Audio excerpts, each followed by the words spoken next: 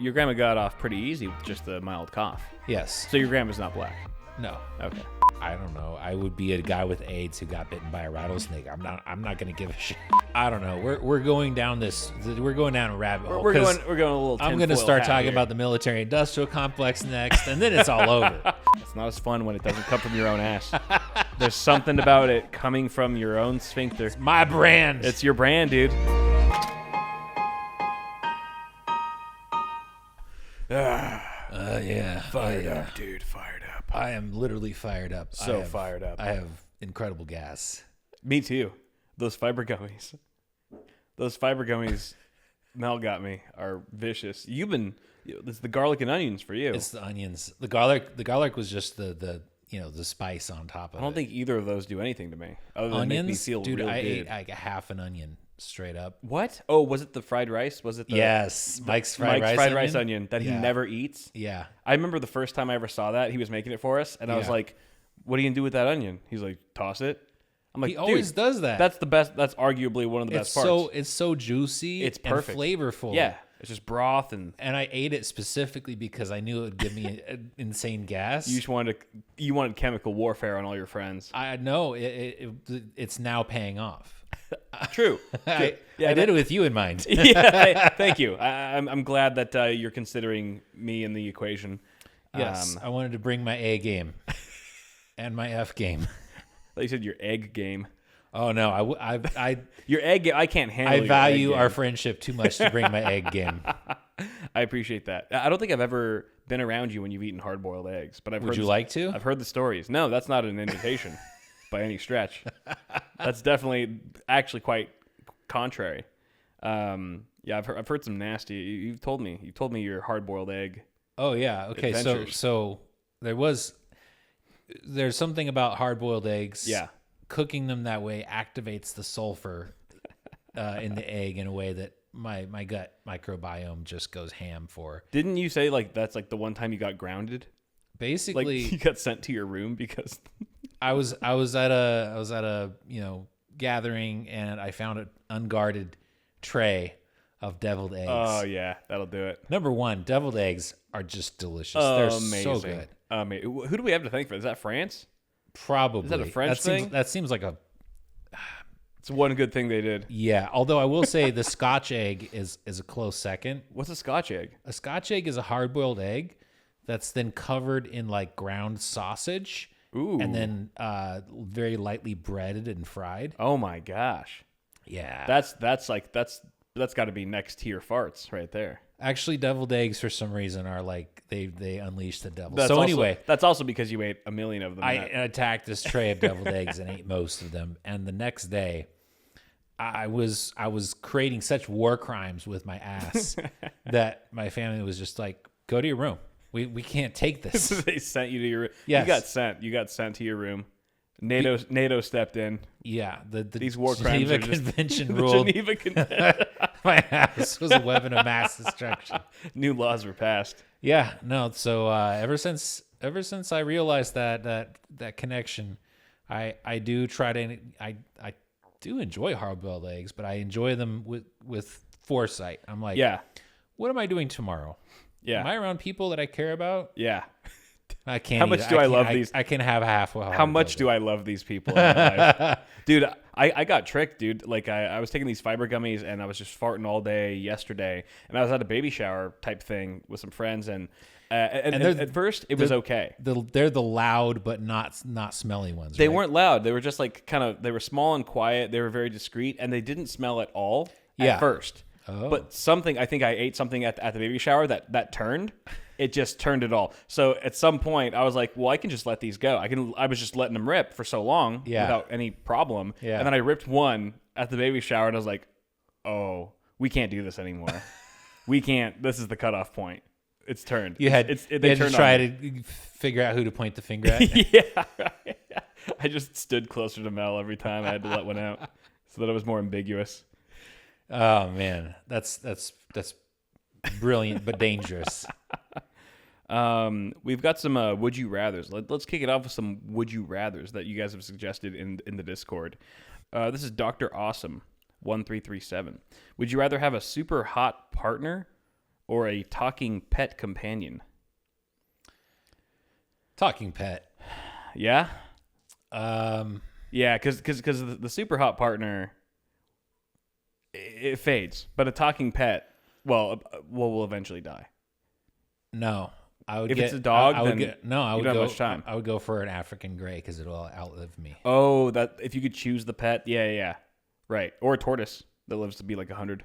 Yeah, but a parrot is much more functional. Like you can be like, you teach it to just go and steal people's money and That's true. bring it back to you. Tortoise is kind of useless. It's like, why am I even talking to you? A tortoise is like, if you have a really, really slow home invader, then maybe your tortoise can bite their ankle or something. Hardly. They'll miss it. They'll miss the boat on that one. I'll be like, why? What's the point of me talking to you when you can't even carry out orders? But it could just be a tortoise, so it has a lot of wisdom. If it's super, yeah, actually that's true. Okay, if it came into my life when it was already like 60 years old and it just had like the stories it would share, the stories it would have under its belt would be biblical. You know, it could impart a lot of wisdom. But what is it, an African gray? Those are the parrots that can't they already talk? They're already really intelligent. Yeah. So I figure, you know, they're already well adapted to being around human beings. Like if you're just gonna uplift it to full sentience. Yeah. They're birds. Right. So, I mean, the trade-off is they're fragile. They have health problems, etc. All the wise ones do. Aren't those the birds that can mimic sounds really well? I think, they can mimic sounds pretty well, but I think the ones that are exceptionally talented are lyrebirds. Okay. Yeah, Lyre. Okay. I remember I was in Hawaii once and I was at this fancy hotel and there was an African gray just like on display. And I walked up to it and I was just like, you know, just checking it out. And it opened its mouth and it emitted the sound of a cell phone ringtone because that's what it was hearing all throughout the hotel. And I have a video on my old phone of it doing it, and it is 1-to-1. Yeah, it's like the it. iPhone, like it's like a Mario sound, and it's fully synthesized and digital in every like captured perfectly, but it's coming from this animal. That's amazing. The most wild thing I've ever seen. That's really cool. Yeah. But if it could talk, that's like double. That's a bonus. Now I'm thinking about it, and I'm like, what's a long-lived predator? Like a alligator? What do you mean? I'm thinking like T-Rex, panther. Okay. Oh, dude, just like the graphic, gory details he would share with you. Oh no, I want him to be able to create gory details in case that's needed. Like I want. What do you mean create? Like they will defend me, right? Oh yeah, sure. But are you saying like are you accounting for like the fact that he'd be able to talk as well? Yeah. Just be like, hey, that'd be a good guard pet. Yes, exactly. To know that you're like on the same pet page and companion. Right. Yeah. Hope like a long-lived big cat. Now there's a big investment there because you got to feed them. You got to feed them a lot. Yeah. And they're going to be able to tell you what they want at that point. They'll be like, I want human flesh. And you're like a vampire. You got to go out and find a sacrifice. You got to find a sacrificial dude. Nope. Drawing the line there. Really? Unless then you're going to be the sacrifice, dude. Unless you hunt it yourself, and I don't want to know about it. Yeah. You can go full Dexter and just like find like a serial killer, you know? Just find some bad dude. Find a pedo and then just, you know, feed him to the jaguar. Yeah.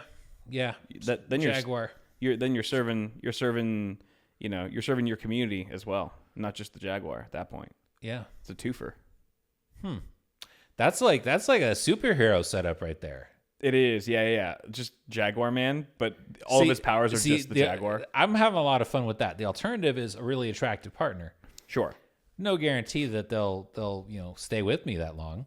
True. Yeah, exactly. I mean, that would be nice and fun and everything. The panther you can control. I mean, they have their own free will, but I'm assuming that they would be sort of bound to you in a way. Well, I was gonna say the thing about an animal that could talk to you is that you could outsmart it. But if you have a super hot partner, you could probably outsmart her too. Wait, is it just an animal that can talk, as opposed to that was the would you rather? Yes, just like a talking pet companion was how it was phrased. Okay, I was assuming that if a talking pet companion was the option, that they would be more intelligent than just the base model animal. Yeah, if they had like some human intelligence. Yeah, because Right. if it was just a regular dog that could talk, Yeah, it would have nothing interesting to say. exactly. Yeah, yeah. It would just be like, I want to go outside again. I need to poop. Yeah. My balls taste delicious. Something smells weird. Yeah, right. Yeah. This other dog's balls taste delicious. So I'm going with the talking animal on the assumption that it would have a little bit of boosted intelligence. Even if it didn't, the conversation with it would be far more interesting than the one with your super hot partner. Because if we're assuming that like by super hot, it's just like she's just kind of like doesn't have much of a personality, not super intelligent. She's just like she like min-maxed into hotness and left 0 skill points for anything else. Then that's going to get old pretty quick. That's not really attractive long term. Right, exactly. And that will affect like just like all right, now you're not she doesn't like they won't even seem that attractive anymore. Yeah. Like that novelty wears off pretty quick. Yeah, it does. So, yeah, I think a talking jaguar, talking cougar. We are in agreement on that. In alignment. All right, that's an easy one, dude. Let's fire it. Let's step it up one. All right, this is a pretty good one. CCM. Would you rather be single for the rest of your life or always have the best PC free of charge? Do you feel attacked? This seems personal. And coming from CCM, it definitely is. It's interesting that it's kind of cool that he's like phrasing being single, like single life as a perk. Okay, so the options were be single the rest of your life, or always have the best PC. Wouldn't it be and like because like you get both? Well, because if I just choose to be single the rest of my life, then you're gonna have the best PC. But that would be if there was an and. Yeah, he's saying or. It's either, it's either rather? or. So would I rather be single the rest of my life? Yeah. Or always have the best computer? Right. Well, I would rather always have the best PC because it's not be single the rest of your life and as single the rest of your life or. Sure. Yeah, exactly. Although I do feel like I feel like the syntax allows me to go I could be single the rest of my life and have no benefit otherwise. Sure. Or I could always have the best PC and have no detriment otherwise. I also feel like if you have the best PC all the time, you probably are going to be single for the rest of your life. That is until the AI waifus come along. Just right around the corner, dude. Right. I keep getting ads for AI girlfriends, and it sucks because like they'll pop up on my YouTube or whatever, and like Mel will see it when we're like just browsing the YouTube together, and she'll be like, "Why are you getting all these ads?" And I'm like, "What?" She's like, I just see like you get a lot of like AI girlfriend ads. Like what's up? I'm like, dude, it's because the the internet knows I'm just a male. Okay. Like I'm a middle-aged male, and there's nothing else to it. I want to see what happens if Mel gets an AI girlfriend. Ooh, if she just hops the fence? No, because it's like an opportunity for her to experience what it's like to be a boyfriend. Oh, interesting. Because if you have an AI girlfriend, they're gonna have, I'm sure, some programming parameters that are like typical, woman characteristics. If I just programmed in a relationship, if I programmed her AI girlfriend to be exactly like her, and that would be a mind fuck. And I was just like, this is how it feels. This is what it's like to date you. I want you to try this for 3 months. That actually seems like now a bad idea. Maybe I don't know. No, dude, this is great. We're onto something here. Because I would now that I think about it, I would be like, if I got an ad for an AI boyfriend, I might just be like, okay, this is interesting because it would be interesting to get the perspective of the other side. Yeah, right. Because I'm not going to have an actual boyfriend. Sure. But an AI boyfriend, there's no consequences, but I get to see, what it's like to be on the woman's side of a relationship in terms of, through the lens of AI, obviously, but in terms of like communication and emotional needs, et cetera, et cetera. I feel like I would just end up being best friends with my AI boyfriend. We would just we just bro out. Yes, exactly. Like, dude, same. Like, would I get a beer? Yeah. There'd be no drama. It'd be great. Exactly. It would suck. I bet there's like, wouldn't it suck if you like, you're like a lonely single guy, you're kind of like incel, whatever, and you get an AI girlfriend and you still fuck things up? Like she still ends up hating you and leaving you for another. You got to pay extra for less realism. Yeah. You have to pay to unlock easier difficulty. Yeah, I know. I'm sure like there's a lot of guys who buy those, they spend money on those, and they're like, yeah, it's just so realistic. It's like, if it was realistic, she wouldn't be with you anymore. She would have left a long time ago, dude. Yes. So yeah. we like to indulge in that fantasy, I guess. Yeah. No, AI, everything is coming, and it's scary, but yeah, you gotta be ready to. Oh yeah. Oh my gosh. That's crazy. Those Sora videos are insane. And like, that's the worst it's ever going to be. It's the least convincing and the worst the technology is ever going to be. It's always the worst it's ever going to be. Like, right. Like every day is like, yeah, it's, yeah. But there was like MKBHD did a video on it, and he's like, this is what AI video was like 1 year ago. And it was like the Will Smith eating spaghetti. He's like, he just looks so derpy. And now we have Sora 1 year, like 12 months later. Yeah. Like, what is it going to be like when, another year from now? Okay. So here's the thing. It's scary. It is scary, but the silver lining that I see to it is that you can go and I probably said this before, you could take a TV show like Firefly and pay, I don't know what, maybe a couple grand to have another season of Firefly generated by AI. Absolutely. Yeah. And to be able to share that with the community, or just have it for yourself. Right. Like that's not it's not a bad thing. It's like, that's really cool. But then also like, how many jobs is AI really going to replace in the grand scheme of things? Yeah, it's all up in the air. It's clearly a lot. It's not immediately obvious to me, who's going to be on the chopping block when, but right. Obviously the creative segment of the population is very concerned, I would expect. Yeah, I think for certain things where it's like stock footage, stock footage where they go and like I want like some landscape videography of like a cliff over like the ocean. Yeah. They have to go out there, hire a drone pilot and get the drone rental and do all this and spend a whole day, 12 hours, or they could just like type in a text prompt and have it in seconds. Yep. Like that's sort of thing where it's not creative enough to really value the difference. There's not like a huge delta in what that's going to look like. It's going to replace so many jobs, I think. I wonder what will happen with the teams that manage it's called the space, right? The set that they use for Star Wars, like the Mandalorian. Yeah. Where it's like a giant display around the set. Have you seen that? I've seen clips of it. Yeah. It's wild. But they basically have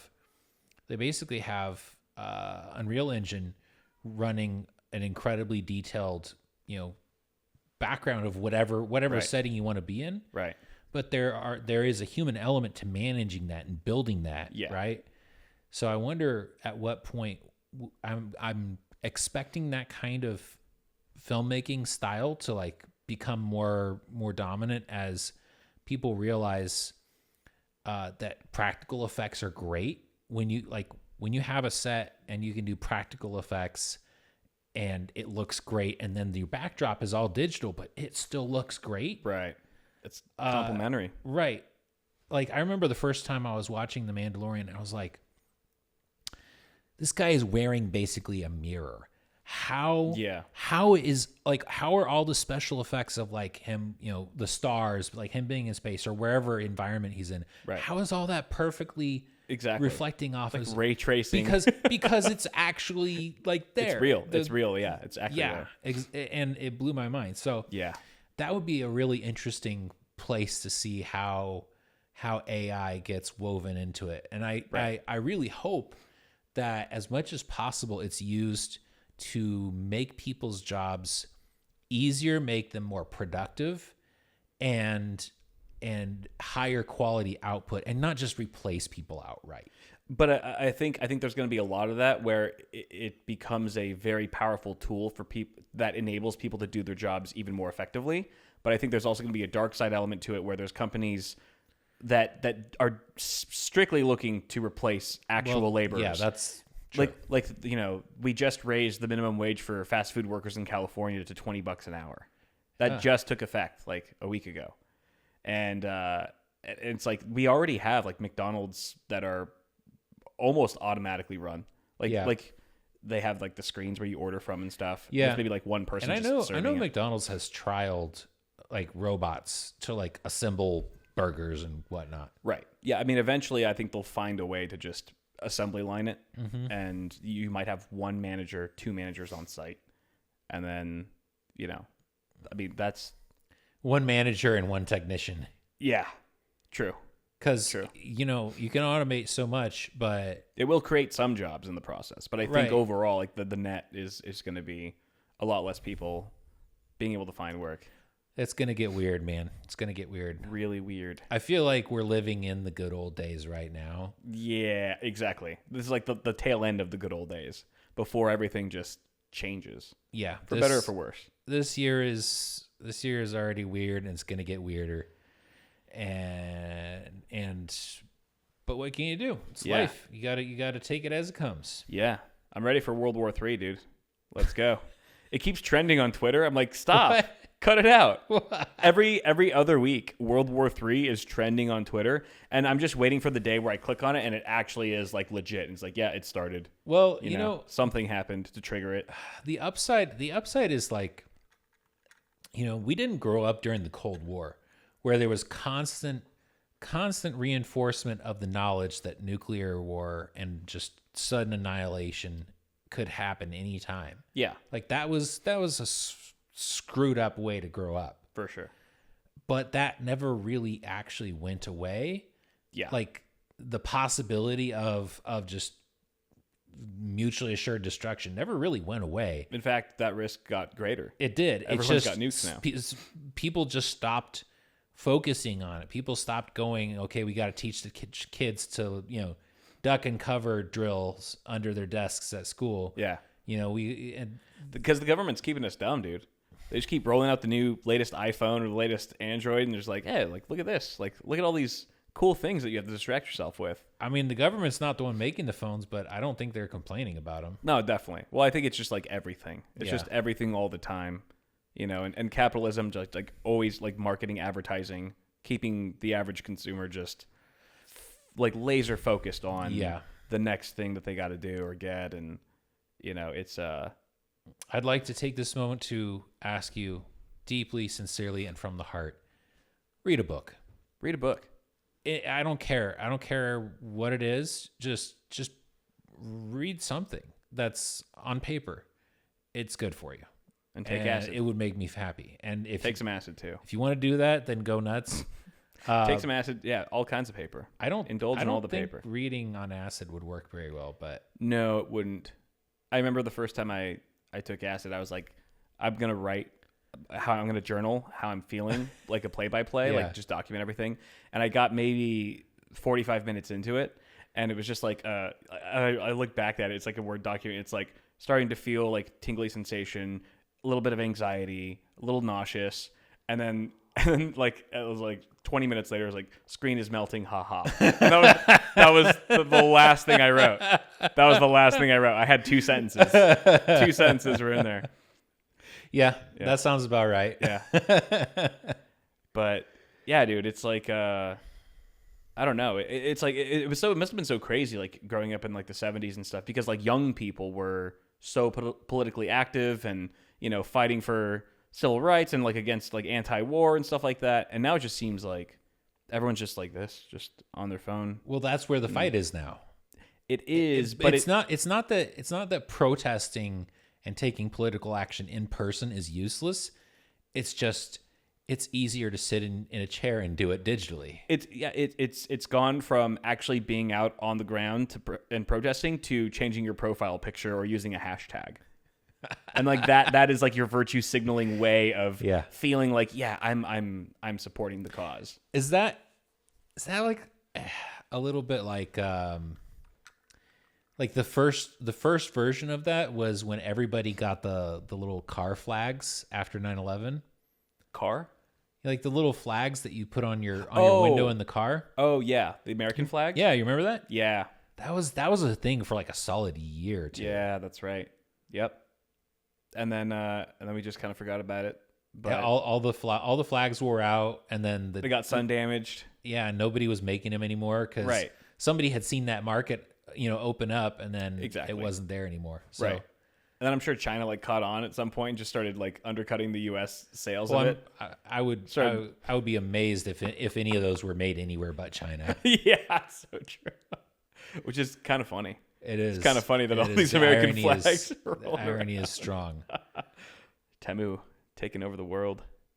I refuse to engage with Temu or. You already have, dude. All those all that Christmas decor that you enjoyed in this household. Oh, okay. Last December was all Temu. I guess, yeah, the dam has broken. The flood is upon us. How do we even compete? We just can't. We can't. Well, it costs too much. Yeah. To manufacture things in the United States because you have to give people humane working conditions and a livable wage. Exactly. Maybe. Yeah. And that just you can't. It's really difficult to manufacture things in the United States. Yeah. And sell them for profit anywhere because it costs so much to make it in the first place. Right, exactly. So like, they're cheap, can't win. Cheap labor wins. Like we've slave labor, dude. Yeah, we've lost our servitude. That's not uncommon, and not just in Asia. So it's hard. It's tough. Like when people are like, oh, like I want to be vegan and like be kind to the animals and do the right thing, but then like they have iPhones that are like built by just underpaid, overslaved workers. And it's like it's like the like from The Good Place. Yes, it's like everyone's in hell because no matter what you do, you're always doing the wrong thing. You're always supporting some evil regime.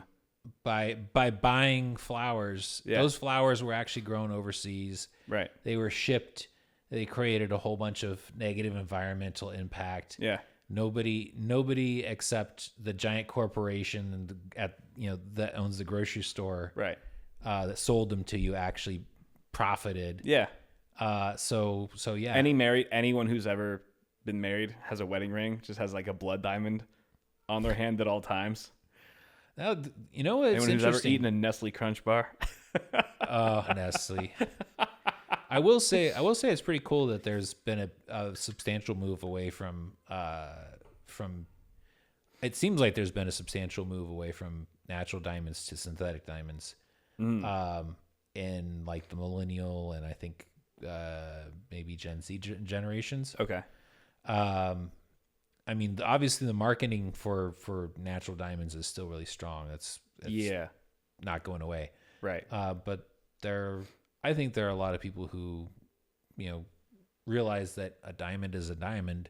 Yes, it's cool that it was made in the earth, but you also but here's the thing. It's like you could buy a diamond and it could be a blood diamond or it could be just, organic. Essentially, Cracker Jack box, dude. But you could buy an electric car, and the rare earth metals that are in the batteries, or whatever elements are used to make that vehicle. Some of them were mined with like just slave labor in another continent, and you don't know. Right. You can't get an ethically sourced car. Yeah, exactly. Yeah. Maybe it's like the only true way to do it is like to be Amish, just live off the fat of the land. Honestly, just ride carriages and horses. Yeah. And it's not like the Amish think technology is bad and they avoid all of it. Or I think it's more, it depends. I'm not an expert, but I think it's more like the Mennonites. Yeah. Yeah. Especially because they'll have like, like windmills. Like like that generate electricity that right. then, they use to, have lighting around their, I don't know, but they don't like eschew all technology. Right. They just very much reject the the society of, they really only use what's truly necessary. Yes. They Just don't the want bare to get minimum. caught up in the way that technology sucks you in. Right, exactly, which is pretty nice. I mean, I think it's nice in concept, but obviously it's super extreme. I would imagine that there's some areas where they could leverage technology to really like move them forward or to be Give beneficial. them a substantial competitive advantage. Yeah, right. But Because how do they feel about like medical science and like that sort of technology? I don't know. I think it could be. I think it could be a mix. I think it could be a spectrum. But I don't. Yeah. I don't have any knowledge to really speak on. Because that'd be insane if they're like no, you can't take medicine. Don't take a vaccine. Dude. I think they tend to be very practical people. Do you think they're pro-vax? I don't know, but that actually reminds me. There's this really new, exciting vaccine technology that came out. And I say exciting because I legitimately think it's exciting. Like what's good with it? What's going on with it? Basically, it's a way of taking. So a lot of old school viruses where you take the virus and you weaken it or you kill it and then you inject it in the person or bacteria, but you basically and give them a low grade infection that has a low risk. Yeah. And their body's immune system learns to fight it and develops antibodies for it. Right. Use that for the antidote, right? Right. So this new technology is basically taking a virus, and viruses basically have a built-in mechanism that kind of lets them hide from the immune system. Mm-hmm. The immune system will track it down eventually, with maybe one exception. But yeah, what? HIV. Oh yeah, for sure. But basically, viruses kind of have a cloaking device. Right. I'm trying to make it very simple because it's a weird thing to explain, and I'm not 100% sure because I read it and I'm not 100% sure on my recollection. But anyway, taking a virus, disabling its ability to hide from the immune system, right, and then not even necessarily having to weaken it or kill it. Just take the live virus, make it super visible. So like as soon as it arrives in your body, your immune system gets after it. Right. And so you get a legitimate infection with that disease. And it's still low risk because it's being attacked so quickly. Yes. Right. And then you end up with a robust immune response to a lot of different potential mutations of that virus, because what your immune system learns to target is not as easily confused by mutations. I see. Because it's getting like the original, like before it changes. So like, for example, the target for the COVID vaccine was the spike protein. Mm-hmm. So the idea, and I originally thought, hey, that's a really cool idea. I still think it was a cool idea. I think the way that it was executed, I feel negatively about that. Yeah. But conceptually, I think it was cool, which is you take a part of the virus, you make a target, you paint a target on it, and you put that target in the body and teach the body, hey, this is bad, foreign invader, attack it. And so if you teach the body to attack spike protein, it's going to attack any COVID virus that's in the body because it's covered in spike protein. Right. And that, at the time, I was like, that is revolutionary. That makes a lot of sense. And to some degree, it was helpful, but it wasn't a true vaccine as I see it now. And the difference being, the way that vaccine was trying to work was target a specific part of a virus. Well, spike protein mutates. Mm-hmm. So then when you have mutations happening on the spike protein, then all of a sudden what your body has been taught to target, it's a blurry target now. It's not as obvious, it's not as clear, and you don't have such a robust immune response. Right. So if you can keep the target the virus itself, and just keep it from mutating at all, and it's like more of a baseline thing. So it can so like you can get with this new methodology, it seems possible that you could get vaccinated against the cold, and then you're vaccinated against the cold. Like every like it's a new variety or flu every year, twice a year, whatever. It looks very promising. Now I've been made to be much more skeptical about vaccines than I used to be. Sure. Not disapproving, but much more inclined to be not an early adopter. I want to see large scale testing. And collection of data. And see 100%. it in use for a good period of time before I go, okay, yes, I trust this. I feel the same exact way about it. I think when it first hit, with 2020 COVID, like it was unprecedented. None of us had ever been through it.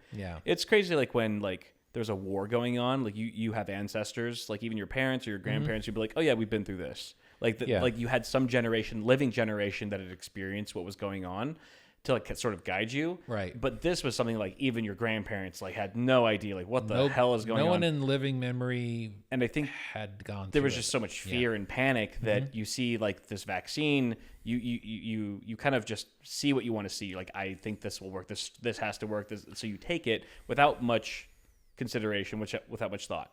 But I think after everything that's happened, we can now step back and go, well, maybe we jumped the gun a little bit. And obviously we can't fault ourselves too much for it because we just didn't know any better. This could have wiped us all out for all we knew.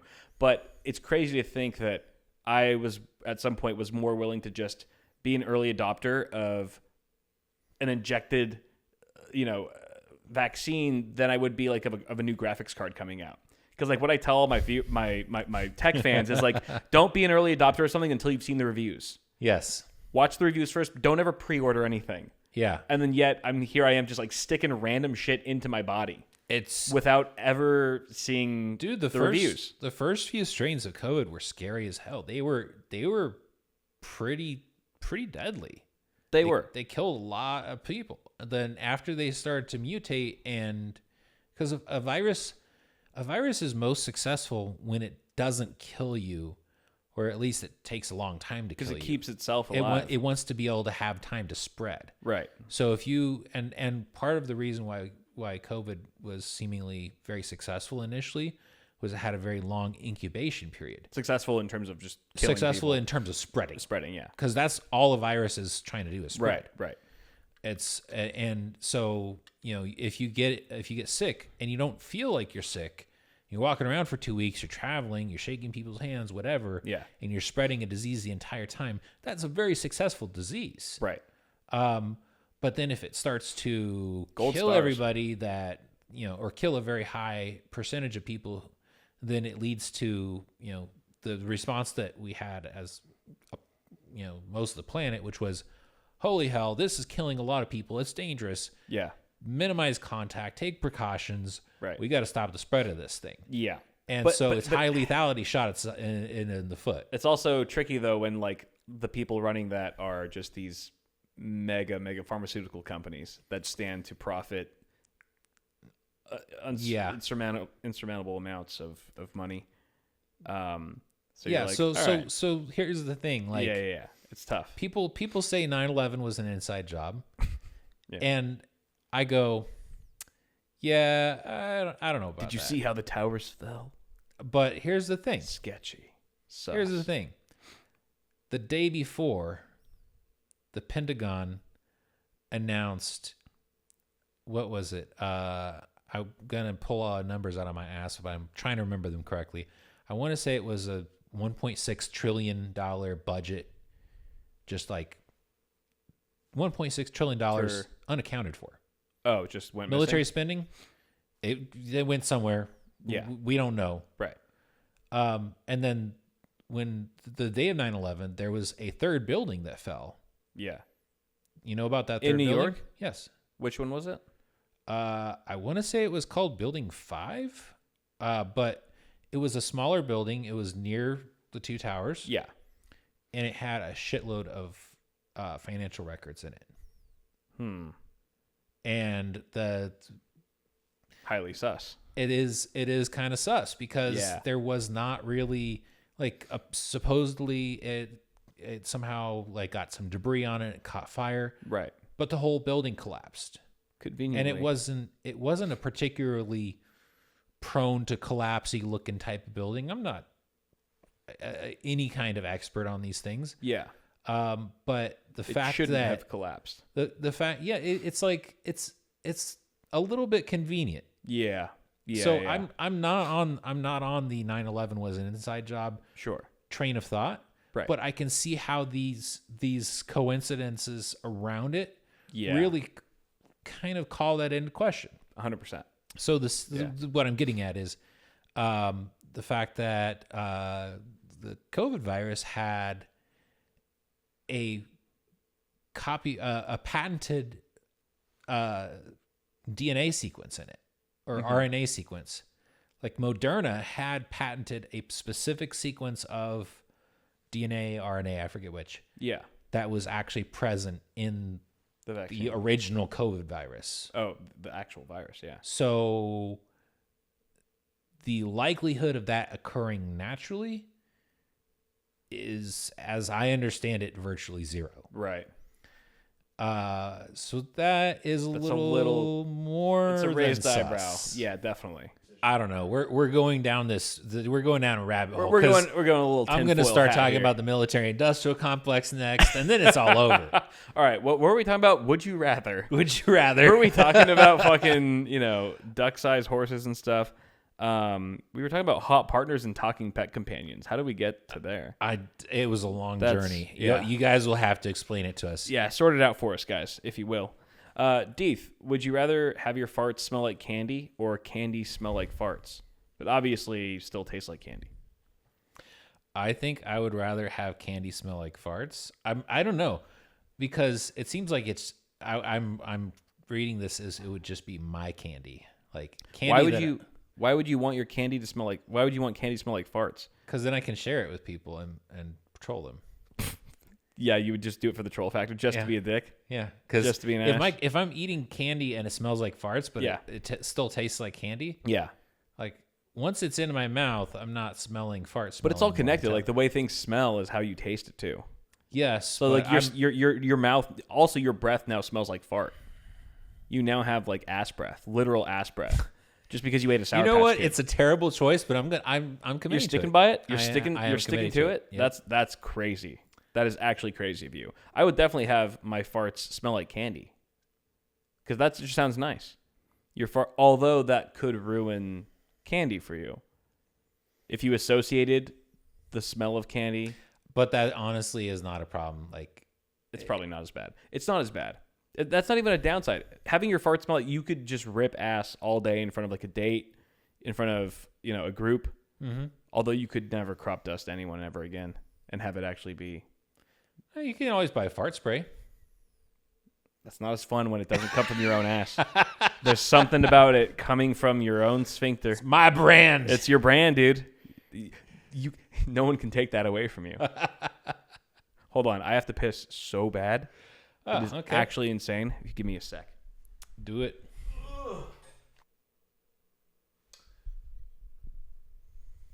He's not broadcasting. Now, did you sit down for that? I always sit down. Oh, this we can talk about this. Because I was actually just monologuing. I heard you, yeah. I was like, Ian's just out there talking to people from the future. Yeah. So I got this from a webcomic. Broadcasting is when you stand and pee. when there's company or something. Okay.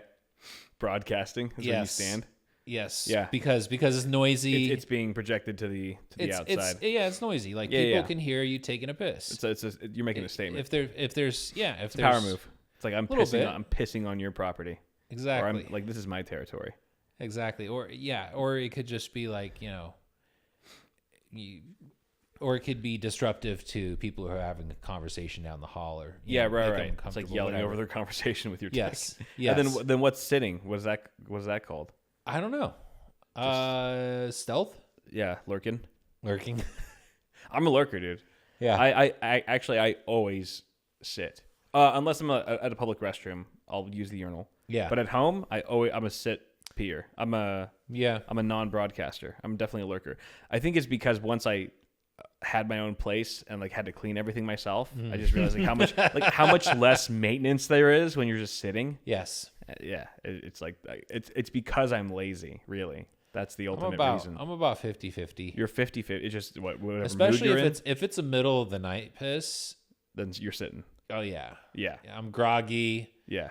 And if I have to use my brain too much, it'll wake up too much and I won't go back to sleep. Right. So I want to maintain as much grogginess as possible. Yeah, you don't want to snap yourself into some waking state. Exactly. I mean, and also like in the morning, like when you got morning wood, you got to sit. Yeah. Otherwise, you might as well just go in the shower. Pee on the wall, dude. Done that once or twice. Yep. Yeah. Exactly. Just let it rip. Yeah. So broadcasting. I like that, broadcasting. Shout out to Akewood. It's an old webcomic. Oh, I remember Akewood. You read that back in the day? I didn't read it, but I knew of it. I knew of it, yeah. Some of the best turns of phrase in the English language outside of Dickens, I think, come from Akewood. Yeah, I remember it was very, very beloved back then. So I have random health facts, and by facts I mean pseudo facts. This is what I believe to be true. Yeah, that I could share. That's okay. Yeah. How are we doing on time? Part fact, part theory. We got some time. All right. More fact, I hope. Okay. And then you guys feel free to fact check Ian and everything he's saying right now. That way you could be like in the comments and going like, no, you got that wrong. It's actually this. This is how photosynthesis really works. Or, whatever. Photosynthesis. That's gotta be that's the worst word to say when you got a lisp. That reminds me of an anecdote that I remember from apparently in Vietnam, the GIs there would check like people who are walking in by making sure they said Lollapalooza. What? He would make them say it? Yeah, because if you can't say Lollapalooza right, you're not an American. Oh, Rara Perusia. You get Lyle running in there. Yeah. Rara Perusia. Wow. So he was like looking for Charlie, dude. Yeah, exactly. Damn, the Charlie test. Yes. That's a good one though. It's an anecdote, but it makes sense. It's interesting. So I had a moment where I was like, I know I have a lot of interesting stuff about health and medicine rattling around in my brain. You do. You're a fire hose of information on that stuff. And I wrote down a few things that I thought were particularly interesting to me. Now, that doesn't mean they're going to be interesting to anybody else, but usually if something's like, we're not that unique. If something's like cool to you, someone else will find it cool, especially if you're into it. Have you heard of people, people who are like, oh yeah, I went on this expedition to the Amazon rainforest to try to find new medicines. Sure. Yeah. That's an actual thing. Yeah. Like till this day. Yes. And so I found out there's this medication that's really common for blood pressure, for high blood pressure. Yeah. And I happened to look it up, and it turns out that it has its origin in snake venom. Oh. So there was a particular pit viper that had a chemical like this chemical in its venom, and they were able to isolate it and make it a medication where you take it every day, and over a period of time it lowers your blood pressure consistently. I wonder if that's because like snake venom basically eventually puts your blood pressure to zero. Well, that's the thing. So that brings me to another interesting thing about snake venom, which is there are different modes of like methods of what's the word? Sorry. Methods of like ingestion. Mechanisms of operation. Oh, okay. Mechanisms of action. Okay. That's what the phrase I was looking MOAs. Yeah. Yes, mechanisms of action for snake venom. So, for example, the spit viper, if it bites you, the venom is this whole set of compounds that basically just is designed to make your blood pressure plummet to zero. Yeah. And if you don't have any blood pressure, you die. There's no blood going to your brain. You fall unconscious. The pump has died. Yeah, you're easy pickings.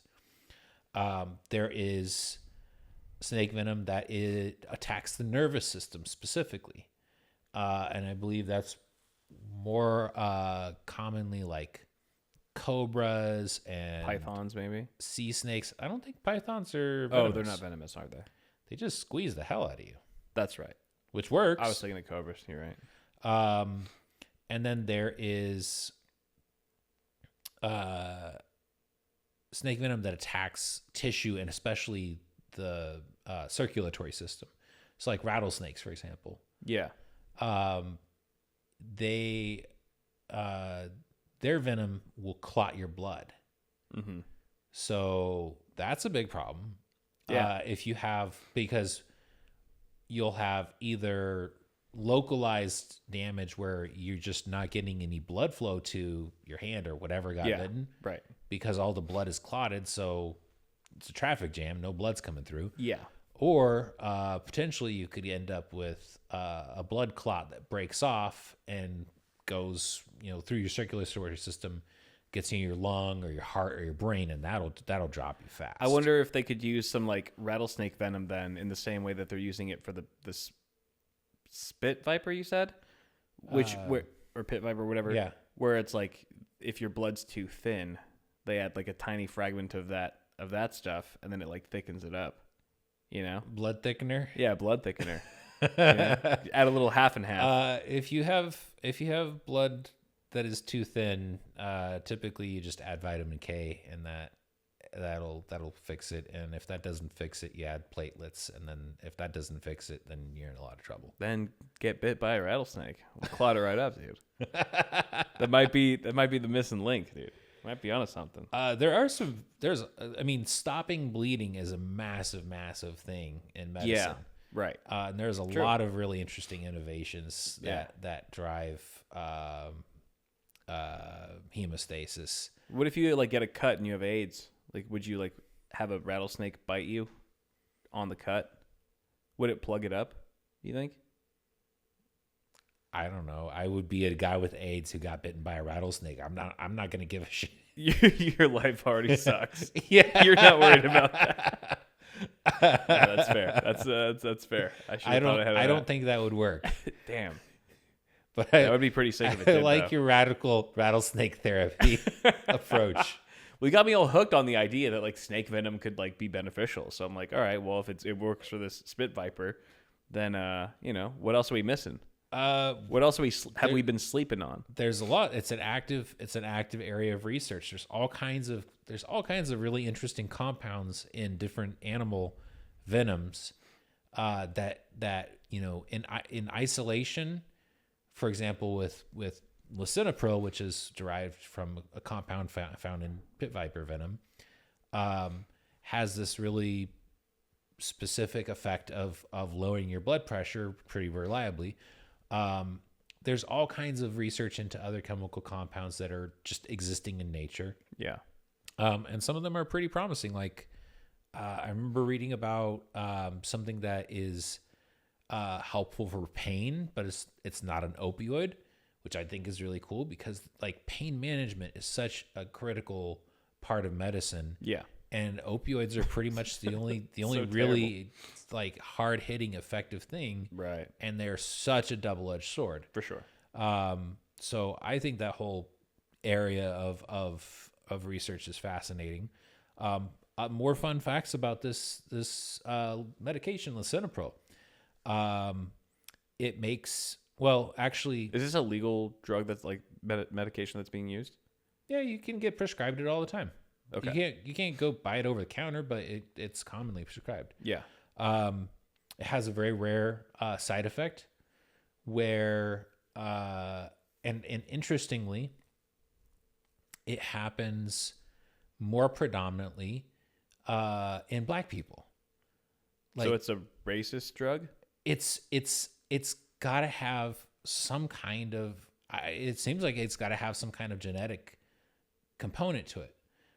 Cuz there's all kinds of different things like for example, people with ginger red hair are often they have a very different response to pain, right, and require a different approach, a much more aggressive approach for anesthesia. If you're a ginger, for it to be effective. It every day. You experience pain every day as a ginger.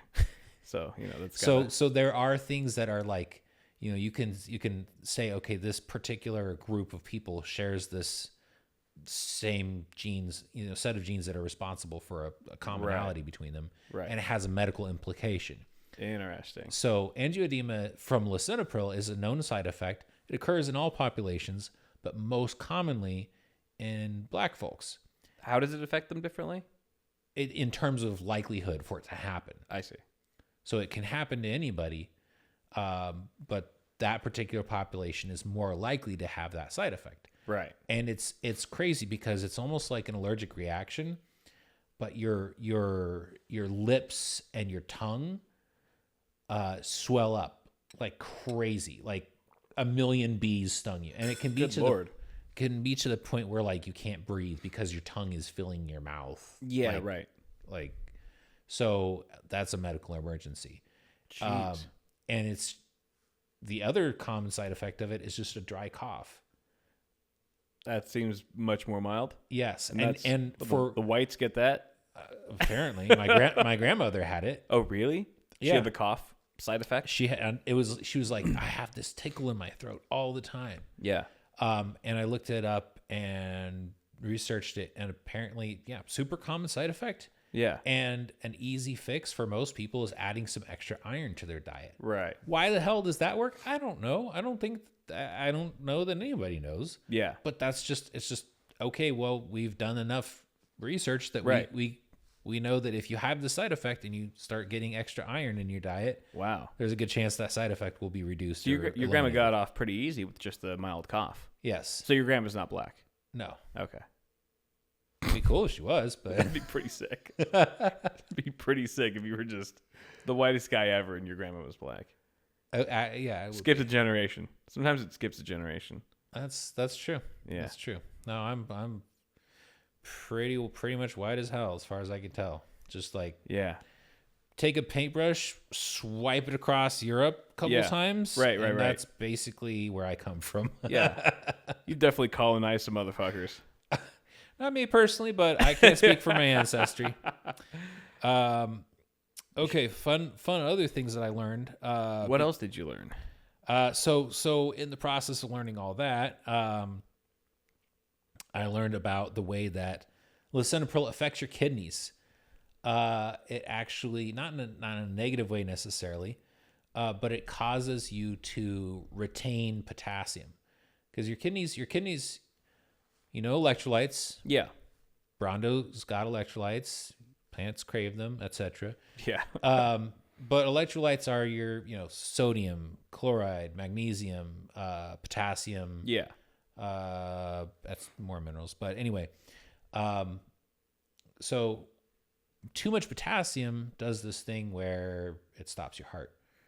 Oh, nice. That's actually one of the things that... So you can OD on bananas? Theoretically, yes. Even though I remember I was a kid and I ate a whole bunch, like it must have been like 7 full-size ripe bananas. Gee, why did you eat 7 bananas? I don't know. I've always been weird. Like sometimes I'll just get a food and I'll just eat a bunch of it just because I can. It was like a whole bunch of bananas. It was a literal bunch. And you were just like, I'm just gonna go. I went and got in my little playhouse fort and I just ate bananas for like an hour. Dude, you're not gonna need fiber gummies after that. I don't remember That's for sure. any adverse effects other than my Really? mom going, "What the hell happened to all those bananas?" But your heart could have stopped had you just kept eating bananas. Theoretically. Yeah. So potassium is actually what's used to in lethal injection. Potassium is basically Interesting. lethal injection is like they sedate you, Yeah. and then they paralyze you, and then they inject you with a big fat load of potassium, and that potassium just stops your heart. Whoa. Yeah. That's wild. So I didn't know that. What do they use to paralyze you? it's called, I want to say Ricorium. No, I don't. I can't think of the name of it. It's really common. Basically, Ricotta? no. Just pump you full of cheese. that would be a really, really ghetto lethal injection. It's like, let's fill this man's veins with ricotta. It will kill him, and it's cheap. We've had some budget cuts. Bust out the Gouda. It's a really common medication. It's really important because you can't, like, if you're doing surgery, you can't have, like, even somebody who's under anesthesia could potentially have involuntary, like, muscle movement. Yeah. And when you're doing a really delicate surgery, you can't risk that happening. Sure. So you basically have to Gotta paralyze them. Yeah. Which is really, really terrifying because every now and then people wake up like while they're paralyzed. Imagine you're paralyzed and your body's there's cut machine open. breathing for you. Yeah. Your body's being cut up and you can't do anything. So anesthesiologists have to watch really carefully. Yeah. For the physiological signs of stress. That's crazy. That would indicate that they're conscious. that somebody's conscious. That's insane. Yes. Oh my God. It's really scary. That reminds me of remember those kids, the soccer team of kids that was in Thailand? Yeah. They got rescued out of that cave and they just pumped the kids full of ketamine. Yeah. To basically knock them unconscious so that scuba divers could just take them through the cave. It was like a 3-hour stretch. Yes. Where they're just unconscious underwater for 2 to 3 hours. Yeah. And being guided by this, trained scuba diver or whatever. But there was the possibility, it was the first time, obviously, anything like that had ever been attempted. Yeah. And they just weren't sure, like, are these kids going to wake up potentially midway through this journey? And how terrifying that would be. And so they would have to inject them periodically through that trek to keep them ensure sedated. that they were under the whole time. That was a really creative solution to a tremendously challenging problem. Yeah. Did you see the movie on it? No. There's a great movie called 13 Lives, I think it's called 13 Lives. And it's a movie about that exact thing. It's the whole movie. I gotta watch that. It's fucking. You're on the edge. Even though you know how it ends and everything, you're just like, the way that they did it. They go into some details. It's incredible, actually incredible. But God, that's scary as hell. It would be. It's so scary. But it makes sense. It makes sense because, like, those kids are gonna be terrified. Yeah. And it's a massive liability. Like cave diving for professionals is already super dangerous. One of them died. One of the cave divers died. That was the only casualty of the whole operation, was an actual trained cave diver. He got trapped in the maze of the caves and being able to just take the kids and be like, okay, they're hooked up to oxygen, they're breathing, but they're sedated, so they're not going to freak out and, like, rip out their mouthpiece or cause issues. That was a great solution. Yeah. My God. Damn. So wild, dude. Wild. I need to watch that. Mel and I were talking, like, if that had happened in the U.S., we would have just let those kids die for sure. We would have we'd been like, what? No, we're not going to do anything. We would never have come up with that kind of solution. We would have twiddled our thumbs pretending like we were trying to do something until until it just the whole cave just filled with water. We're like, y'all will forget about it in a week. I mean, it's fine. I want to believe that we would have. I don't think we would have taken on the problem with a very strong sense of urgency and creativity, but we would have marketed it that way. That's what we're good at. Yeah, they would have. The spin would be there for sure. Spin for sure. For sure. Can I talk more about kidneys? You can talk. Yeah. We got one more bit. Okay. Yeah. So one anyway, more bit. potassium, kidneys. Anyway, I learned that got me to looking at something else that I had learned about, which was licorice.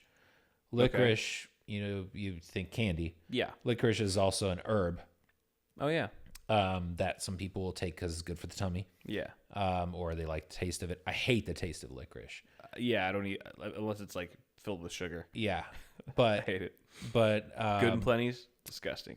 Licorice actually contains something called glycyrrhizin that also again affects the function of your kidneys. Mm-hmm. And can actually, because of the way that it affects your kidney function, I don't remember exactly what it is, but it causes you to retain water and or sodium potentially. Mm-hmm. But if you take licorice every day, it'll actually raise your blood pressure. Okay. And that includes like if you're eating licorice candy, like not red vines, but like actual black licorice candy. Yeah. And because of that, it also can increase your risk for something called rhabdomyolysis. Okay. Rhabdomyolysis is when your muscle dies, and your muscle, if your muscle dies inside of you, it doesn't just kind of like wither away and like your body doesn't just go, oh, this is dead tissue, I'll take out the trash. Yeah. It disintegrates. Oh wow. And it dumps proteins into your and junk into your bloodstream that will just totally roast your kidneys. Oh jeez. So somebody that's not nice. So so I learned about this because somebody who ate a bunch. They love black licorice. They ate a bunch of black licorice and then went and did an intense workout. Mm-hmm. Like they did legs or something, but like they went hard on it. Yeah. And then they ended up with rhabdomyolysis like the next day, where their legs had compartment syndrome from swelling. What? So did his muscles in his legs died? Like not in like when I say muscle died, like not like your entire quadriceps died. Yeah. But like part of it. Yes. Part like a lot of muscle cells died. Whoa. And then they had to go, I think, get dialysis. Oh my God. So yeah, if you love licorice, just be aware that, it can raise your risk of high blood pressure and rhabdomyolysis. That's crazy. Rhabdomyolysis is crazy, dude. It's most commonly seen in crush injuries. Like if you're in the forest and a tree falls and like pins you to the ground, your legs are pinned under it. Right. And then a day later, your muscles are dead. Yeah, a day later, some people come and rescue you. They get the tree off of you. Well, your legs have had no blood flow to them for a day. Yeah. So all that muscle is died, and now all of a sudden blood is going through it again. Yeah. All the junk from that muscle breaking down all of a sudden is through the bloodstream coming into everywhere. And it's just spread. It's a huge mess. Jeez. And compartment. I didn't realize this whole pod would just be like you telling us what very common foods could potentially kill us, like bananas and licorice. We have to be bananas. I wouldn't worry about too much unless you're like. But the fact that you know a guy who ate enough licorice for that to happen. I know of a report of a person. Report, sure, okay. But yeah, no, it's fun. I used to talk about this stuff a lot, so it's nice to kind of dust off the old memory banks. And I feel like for our 50th episode, which is coming up, by the way, we should have like an abundance of bananas and licorice. Ew, no, that's like fun. That's worse than bananas and ketchup. No, it's not. Oh, it bananas and ketchup is. We tried that. I know, and it was not good. I know, and bananas and licorice is worse. Well, I'm not saying eat it together necessarily. Just have them, I'll eat the bananas, but I hate licorice, man. Even red licorice? It's not really licorice. It's just like, it's like knockoff fruit by the foot. All right, we'll just have knockoff fruit by the foot and call it licorice. This isn't, we're not trying to be, this isn't a Harvard study. Get me a pit viper. My blood pressure's high. Ooh, just get one of those in here. Bananas and pit vipers then. We're doing it. Episode 50. Stay tuned. We're about to set some records. We're about to set some crazy most fatalities during a podcast. too. Shit. Actually, guys, we're going to conclude this episode for now, but that does bring up a good point. We are coming up on episode 50 very quickly here. We're at 45 right now. If you guys have any suggestions on what you'd like to see us do for an Ep 50, let us know. It's a big milestone. We're very excited to celebrate it coming up. We're fast approaching our 1-year anniversary of the show. Thank you guys for all the support so far. But if you have any suggestions on what you'd like to see us do or things that you'd like us to talk about for episode 50, the Big 50, let us know down below. It's just gonna be different ways to torture us. Yeah, no, but that's all part of the fun. Okay. Yeah, I'm cool with it. Have enough drinks. Yeah. I won't mind too much. But guys, thank you so much for watching. We'll see you next week. Later.